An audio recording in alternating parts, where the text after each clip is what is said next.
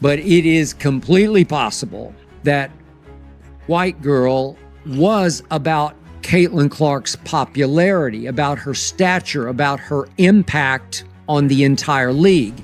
It's very possible that Brittney Griner was blaming Caitlin Clark in the big picture for her fouling out, blaming referees in general for overprotecting the Fever because the league wants the Fever to win and the White Girl to be MVP because the White Girl sells tickets and detonates ratings.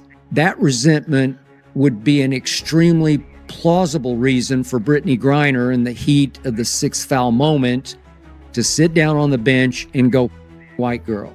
Leaked audio sparks WNBA debate on respect, competition, and accountability. A leaked audio clip from a recent WNBA game has ignited national discussion, raising questions about sportsmanship, league values, and the pressures of professional competition. The recording, reportedly captured during a tense moment on the bench, contained a remark that many perceived as racially charged and directed toward rising star Caitlin Clark. The incident occurred late in a high-stakes matchup when emotions were running high. While sideline chatter is common in sports, the comment's nature, overheard by cameras and amplified on social media, shifted it from a game day moment to a broader conversation about respect and equality in athletics.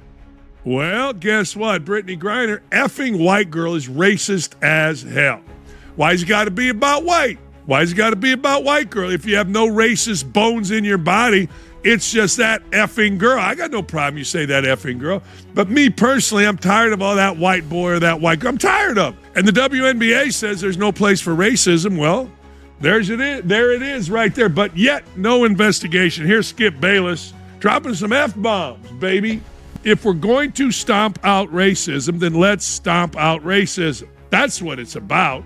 And Brittney Griner and all these other clowns are jealous as hell that the little white girl's kicking their ass. Initial reactions from fans and analysts were swift and divided. Some argued that the remark reflected deeper tensions within the league, fueled by Clark's rapid rise in popularity, while others saw it as an isolated outburst made in the heat of competition. Comparisons quickly surfaced, with many noting that similar language directed at players of different backgrounds would likely result in formal disciplinary action. WNBA officials initially responded with a brief statement emphasizing their commitment to inclusion and professionalism. Public pressure, however, continued to mount. Days later, the player at the center of the controversy, veteran star Brittney Griner, released a direct and public apology. She acknowledged the remark, accepted responsibility, and expressed regret for allowing frustration to overshadow her values.